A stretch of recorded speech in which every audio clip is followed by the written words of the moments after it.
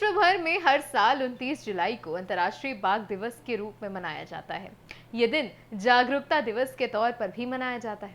विभिन्न देशों में अवैध शिकार और वनों के नष्ट होने की वजह से बाघों की संख्या में काफी ज्यादा गिरावट आई है।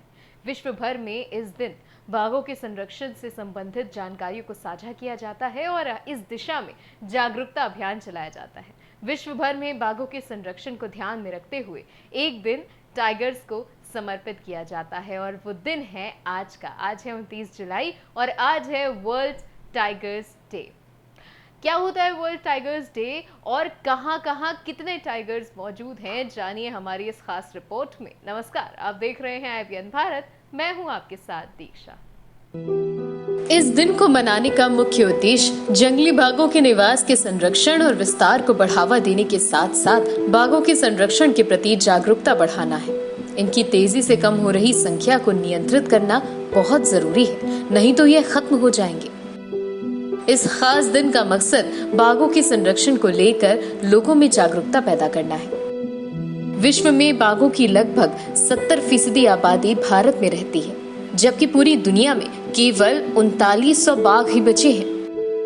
केंद्रीय पर्यावरण मंत्री प्रकाश जावड़ेकर ने विश्व बाघ दिवस की पूर्व संध्या पर 28 जुलाई 2020 को बाघ गणना रिपोर्ट 2018 जारी की।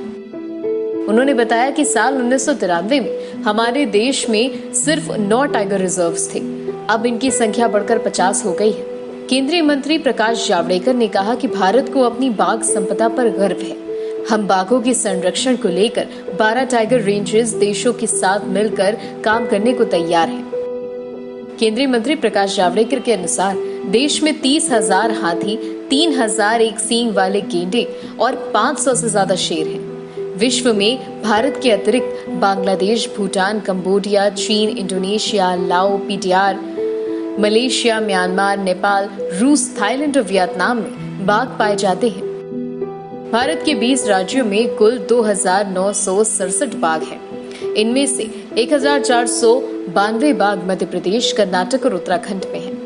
यानी केवल 3 राज्यों में ही देश में बाघों की कुल आबादी के 50% से ज्यादा बाघ रहते हैं। बिहार में टाइगर की जनसंख्या 2010 में 8 थी, जो 2018 में बढ़कर 31 हो गई है। केरल में साल 2010 में 71 बाघ थे, जो साल 2018 में 190 हो गए हैं।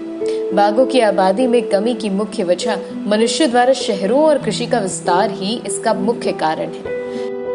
इस विस्तार की वजह से बाघों का 93% प्राकृतिक आवास खत्म हो चुका है।